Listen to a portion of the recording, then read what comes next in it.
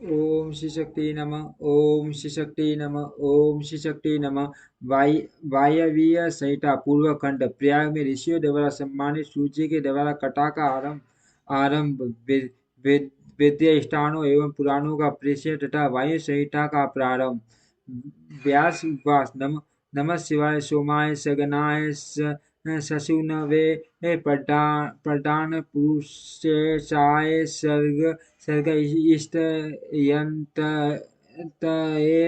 शक्ति परिटिमा यसे और वरय आपि सर्वगम स्वामित्व स विभूतत्व स्वभावं संप्रसक्ते ताजं कर्माण शाश्वत शिवमभयं मात्मानं वज्रामि शरणं शिवम्। व्यास जी कहते हैं, जो जगत की सृष्टि पालन और संहार हेतु तथा प्रकृति और पुरुष के ईश्वर है, उन परमट गण पुत्र दया तथा उमा से भगवान शिव को नमस्कार है, जिनकी शक्ति की कहीं तुलना नहीं, जिनका ऐश्वर्य सर्वव्यापक है तथा स्वामित्व और विभुत्व जिनका स्वभाव कहा गया है, उन विश्व स्रष्टा सनातन अजन्मा अविनाशी महान देव मंगलमय परमात्मा श्री की मैं शरण लेता हूँ। जो धर्म का क्षेत्र और मान तीर्थ है, जहाँ गंगा और यमुना का संगम हुआ है तथा जो ब्रह्म लोक का मार्ग है, उस प्रयाग में शुद्ध हृदय वाले सत्य व्रत परायण मां तेजस्वी एवं मां बाघ मुनियों ने एक मान यज्ञ का आयोजन किया। वहाँ कलेश रहित कर्म करने वाले उन महात्माओं के यज्ञ का समाचार सुनकर निपुण कथावाचक त्रिकाल बेटा उत्तम नीति के ज्ञाता तथा क्रांतदर्शी विद्वान पौराणिक शिरोमणि सूत जी उस स्थान पर आए। सूत जी को आते देख मुनियों का मन प्रसन्नता से खिल उठा। उन्होंने उनसे ये सांत्वनापूर्ण मधुर बातें कहकर उनकी यथा योग्य पूजा की। मुनियों द्वारा की हुई उस पूजा को ग्रहण करके सूत जी ने उनकी प्रेरणा से अपने लिए बताए गए उपयुक्त आसन को स्वीकार किया। उस समय महर्षियों ने अनुकूल वचनों द्वारा उनका सत्कार करते हुए उन्हें अत्यंत अभिमुख करके यह बात कही। ऋषि बोले, श्री भक्त शिरोमणि महाबुद्धिमान बाघ रोमहर्षण जी, आप स्वर्गीय हैं और हमारे महान सौभाग्य से यहाँ पधारे हैं। तीनों में ऐसी कोई बात नहीं है जो आपको विदित न हो। आप भाग्यवश हमें दर्शन देने के लिए स्वयं यहाँ आके हैं। अतः अब हमारा कोई कल्याण किए बिना आपको यहाँ से व्यर्थ नहीं जाना चाहिए। इसीलिए आप हमें शीघ्र व पवित्र पुराण सुनाए, जो अत्यंत श्रवणीय उत्तम कथा और ज्ञान से युक्त तथा वेदांत सारस संपन्न हो।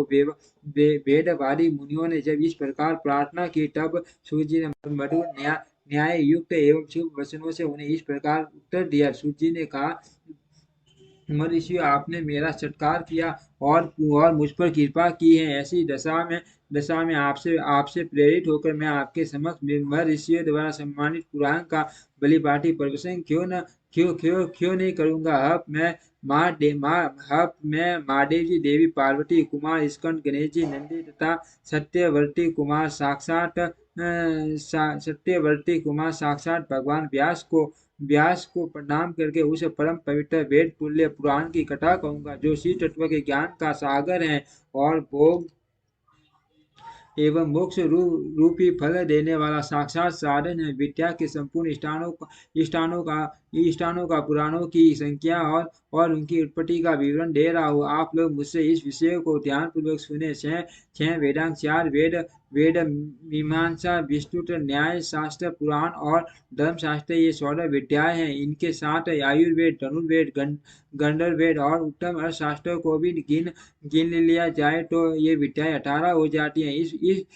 इन 18 विद्याओं के मार्ग एक दूसरे से भिन्न है। इन सबके निर्माता त्रिकालदर्शी विद्वान साक्षात भगवान शूलपाणि शिव हैं, ऐसा श्रुतियों का कथन है। संपूर्ण जगत के स्वामी उन भगवान शिव को जब समस्त संसार की सृष्टि करने की इच्छा हुई, तब उन्होंने सबसे पहले अपने सनातन पुत्र साक्षात ब्रह्मा जी को उत्पन्न किया और अपने उन प्रथम पुत्र विश्व योनि ब्रह्मा को परमेश्वर शिव ने जगत की सृष्टि का ज्ञान प्राप्त करने के लिए पहले ये सब विद्याएं दी। उसके बाद उन्होंने पालन करने के लिए भगवान श्री हरि को नियुक्त किया और उन्हें जगत की रक्षा के लिए शक्ति प्रदान की। वे भगवान विष्णु ब्रह्मा जी के भी पालक हैं। ब्रह्मा जी विद्या प्राप्त करके सब प्रजा की सृष्टि के विस्तार कार्य में लगे तब उन्होंने संपूर्ण शास्त्रों में पहले पुराण को ही स्मरण किया और उन्हीं को वे प्रकाश में लाए। पुराणों के प्रकट होने के अनंतर उनके चार मुखों से चारों वेदों का प्रादुर्भाव हुआ। फिर उन्हीं के मुख से संपूर्ण शास्त्रों की प्रवृत्ति हुई। द्वापर में भगवान श्री हरि सत्यव्रती के गर्भ से उसी तरह प्रकट हुए जैसे अरिन से आग प्रकट होती है। उस समय उनका नाम श्री कृष्ण द्वैपायन हुआ। मुनिवर श्री कृष्ण द्वैपायन ने वेदों को संक्षिप्त करके उन्हें चार भागों में विभक्त किया। इस प्रकार चार भागों में वेदों का व्यास विस्तार करने से वे लोक में वेद व्यास के नाम से विख्यात हुए। इसी तरह उन्होंने पुराणों की संक्षिप्त करके 4 लाख श्लोक में सीमित किया। आज भी देवलोक में पुराणों का विस्तार 100 कोटि श्लोक में है, जो द्विज 100 अंगों और उपनिषदों सहित चारों वेदों को जो जानता है किंतु पुराणों को नहीं जानता, वह श्रेष्ठ विद्वान नहीं हो सकता। इतिहास और पुराणों से वेद की व्याख्या करे जिसका ज्ञान बहुत कम है, अर्थात जो पौराणिक ज्ञान से शून्य है, ऐसे पुरुष से वेद यज्ञ सोचकर डरता है कि यह मुझ पर प्रहार कर बैठेगा। सर्ग प्रतिसर्ग वंश मनवंतर और वंशानुसरित ये पुराण के 5 लक्षण हैं। छोटे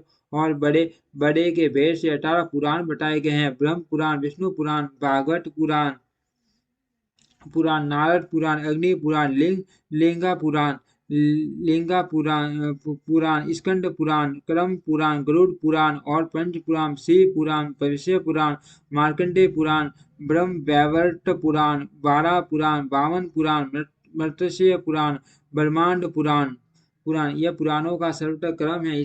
इसमें शिव पुराण चौथा है, जो भगवान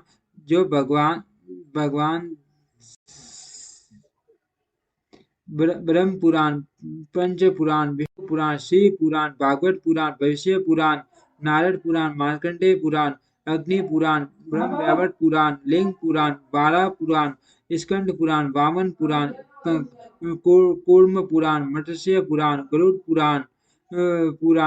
पुराण और ब्रह्म पुराण ये पुराणों का पवित्र क्रम है। इसमें शिव पुराण चौथा है, जो भगवान शिव से संबंध रखता है और सब मनोरथों का साधक है। इस ग्रंथ की श्लोक संख्या 1 लाख है और यह 12 संहिताओं में विभक्त है। इसका निर्माण साक्षात भगवान शिव ने किया है तथा इसमें धर्म प्रतिष्ठित है। वेद व्यास ने इस 1 लाख श्लोक के शिव पुराण को संक्षेप करके 24,000 श्लोकों का कर दिया है। इसमें 7 संहिताएं हैं। पहली विश्वेश्वरी संहिता, दूसरी रुद्र संहिता, तीसरी सट रुद्र संहिता, चौथी कोटि रुद्र संहिता, 5वीं उमा संहिता, 6वीं कैलाश संहिता और 7वीं वायव्य संहिता। इस प्रकार इसमें 60 ही संहिताएं हैं। विश्वेश्वर संहिता में 2000, रुद्र संहिता में 10,000, 570 रुद्र संहिता में 2180, कोटि रुद्र संहिता में 2240, उमा संहिता में 1840, कैलाश संहिता में 1240 और वायव्य संहिता में 4000 श्लोक है। इस परम पवित्र शिव पुराण को आप लोगों ने सुन लिया। केवल 4000 श्लोकों की वायव्य संहिता रह गई है, जो दो भागों से युक्त है। इसका वर्णन मैं करूंगा। जो वेदों का विद्वान न हो उससे इस उत्तम शास्त्र का वर्णन नहीं करना चाहिए। जो पुराणों को न जानता हो और जिसकी पुराण पर श्रद्धा न हो, उससे भी इसकी कथा नहीं कहनी चाहिए। जो भगवान शिव का भक्त हो, शिवोक्त धर्म का पालन करता हो और दोष दृष्टि से रहित हो, उस जासे बुझे हुए धर्मात्मा से कोई इसका उपदेश देना चाहिए। जिनकी कृपा से मुझको पुराण संहिता का ज्ञान है, उन अमित तेजस्वी भगवान व्यास को नमस्कार है। ओम श्री शक्ति नमः। ओम श्री शक्ति नमः।